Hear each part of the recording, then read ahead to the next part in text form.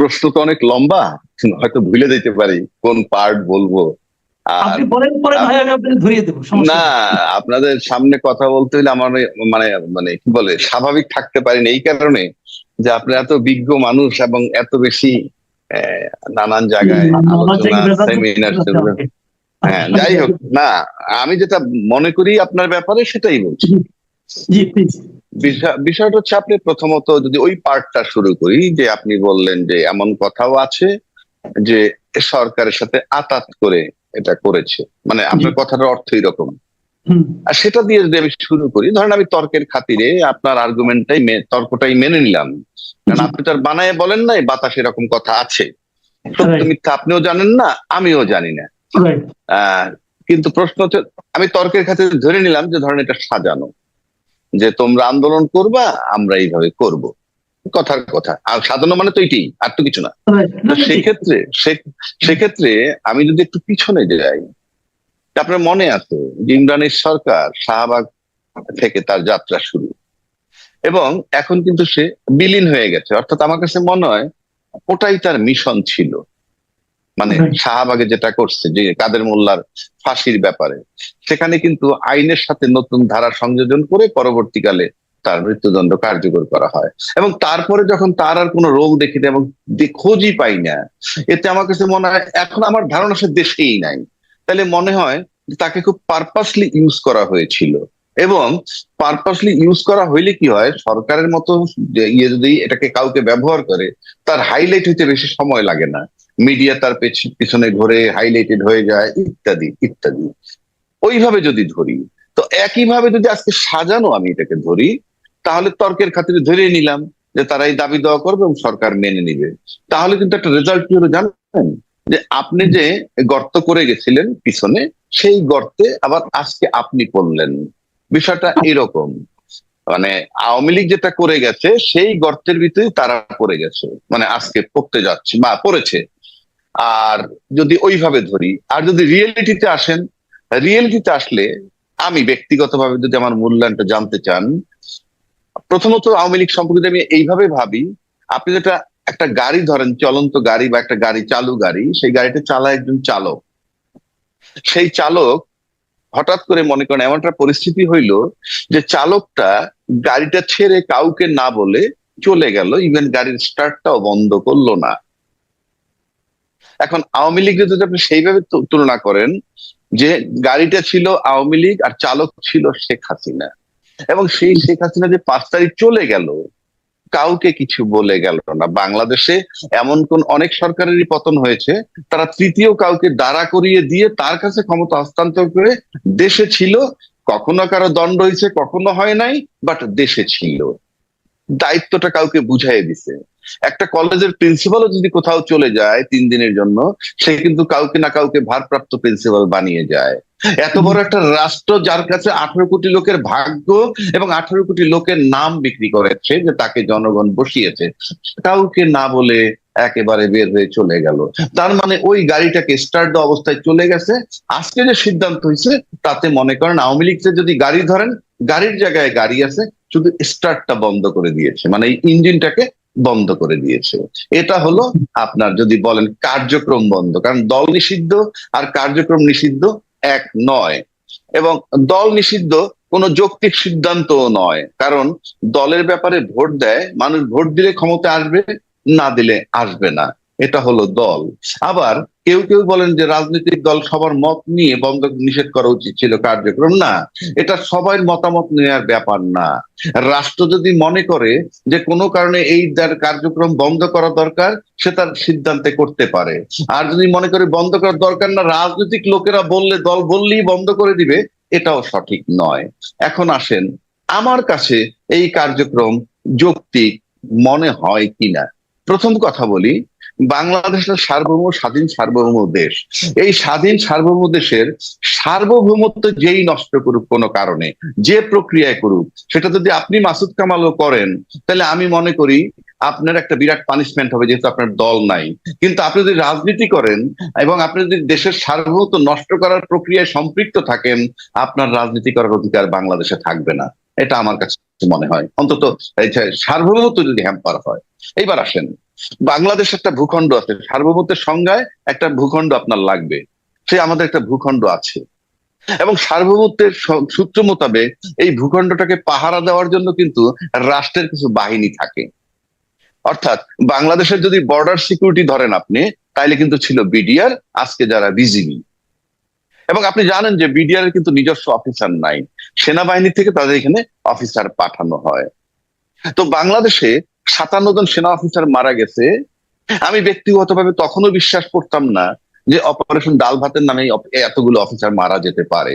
কিন্তু সময়ের ব্যবধানে যখন জাতিসংঘ তদন্ত করলো এবং তাজুল ইসলাম সাহেবদের তত্ত্বাবধানে যখন অলরেডি বোধহয় প্রসিকিউটর কালকে বোধহয় রিপোর্ট আসবে, তাদের তদন্ত রিপোর্ট, এই দুই জায়গায় মিলে বোঝা যায় যে দ্যাট ওয়াজ এ কনস্পিরেসি ওই হত্যাটার ব্যাপারে।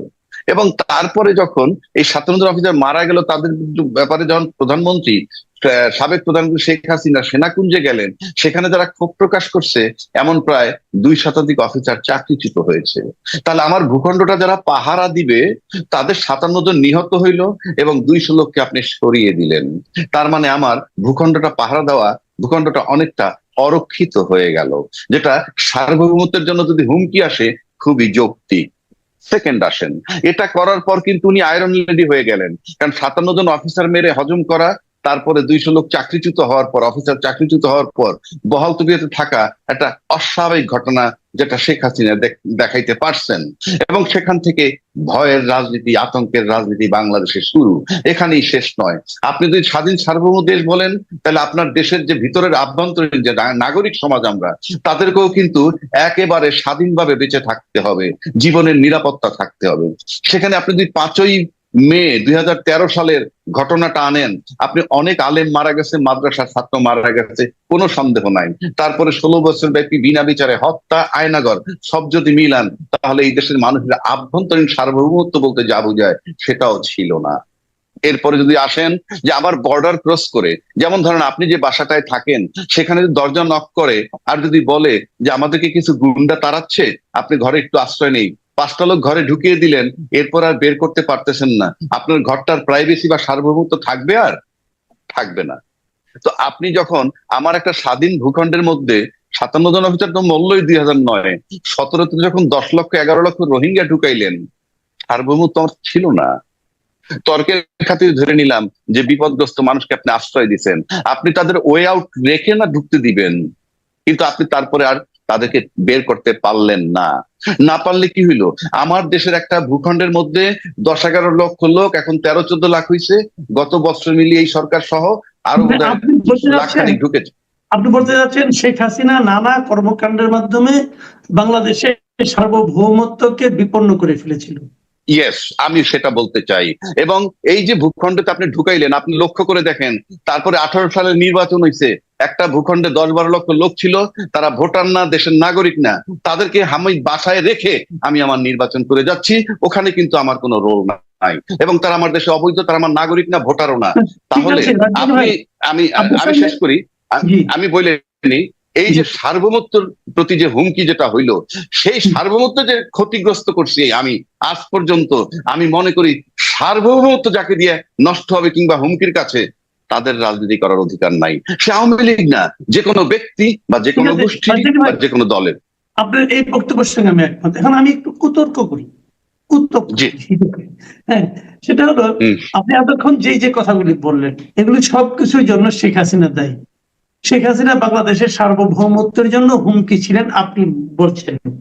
যদি সেটা সত্য হয়, আপনি শেখ হাসিনার বিচার করবেন। কিন্তু আওয়ামী লীগ তো একটা অনেক বড় একটা দল, এই দলের অনেক লোক ছিলেন যারা একদম গ্রামে গঞ্জে মাঠ পর্যায়ে ছিলেন। তারা তাদের ওই এলাকার যে একজন দলের নেতা, যে তার সামনে কথা বলার সাহস পেতেন না, কিন্তু তারা আওয়ামী লীগকে ভালোবাসতেন। এখন যদি আপনি আওয়ামী লীগটাই বন্ধ করে দেন, তাহলে তাদের যাওয়ার জায়গাটা আপনি কোথায় রাখলেন? এতগুলো লোককে আপনি কোথায় যেতে দিবেন? এতগুলো লোক তাহলে কি করবে? কাজে ধরেন যখন একটা বাস কাউকে অ্যাক্সিডেন্ট করে, তখন আপনি কি করবেন? বাসের ড্রাইভারকে নিয়ে থানায় দিবেন অথবা পুলিশের কাছে দিবেন। আপনি যদি বাসটাই পুড়িয়ে দেন, তাহলে সেটা কি আপনার বিবেচনা লজিক্যাল হলো?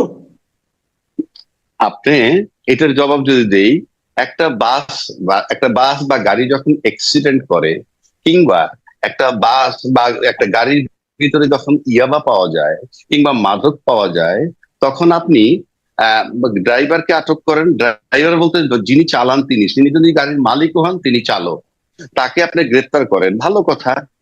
ইয়াবা পাইছেন, ভালো কথা।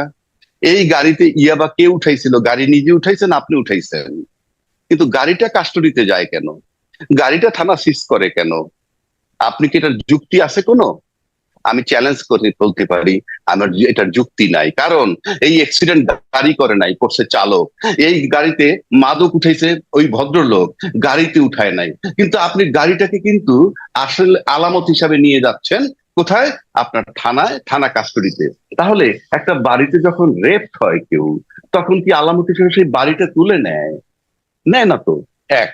দুই, যখন কোনো এয়ারক্রাফটের ভিতরে কোনো অবৈধ ইয়াবা উদ্ধার হয়, সেই এয়ারক্রাফটটাকে সিজ করে কোথাও নিয়ে যাওয়া হয়? নিয়ে যাওয়া হয় না তো। সুতরাং যে সূত্রে, যে তথ্যে, যে কারণে গাড়িটা নিয়ে যেতে পারে থানায়, মাদক পাইলেন গাড়িতে, গাড়িতেও আর উঠায় নাই, অ্যাক্সিডেন্ট করলো চালক, গাড়ি তো আর করে নাই, কিন্তু হাজার হাজার গাড়ি তো আপনার থানায় কাস্টডিতে আটকা রয়েছে। সেটা কেন? যেই কারণে ওই গাড়ি আটকা, সেই কারণে আপনার এই একইভাবে, যেহেতু আপনি যে দলটার কথা বলছেন, সেই দলটা কি করছে, যেটা বললাম, বয়ান দিলাম, এই যে সার্বভৌমত্ব নষ্ট করেছে বললাম, আমি খুব যৌক্তিক, আমি মনে করি না আমাকে কেউ চ্যালেঞ্জ করতে পারবে। এই যে সার্বভৌমত্ব নষ্ট করছে, তাতে যে লোকগুলার কথা বললেন অবশিষ্ট আছে, তারা কি কেউ বলেছে আপনাকে যে ভাই এই সার্বভৌমত্ব যে নষ্ট হলো, কাজটা তো ভালো করেনি, আমি ভাই আওয়ামী লীগ করবো না? একটা কথার কথা বলছি, তার মানে কি?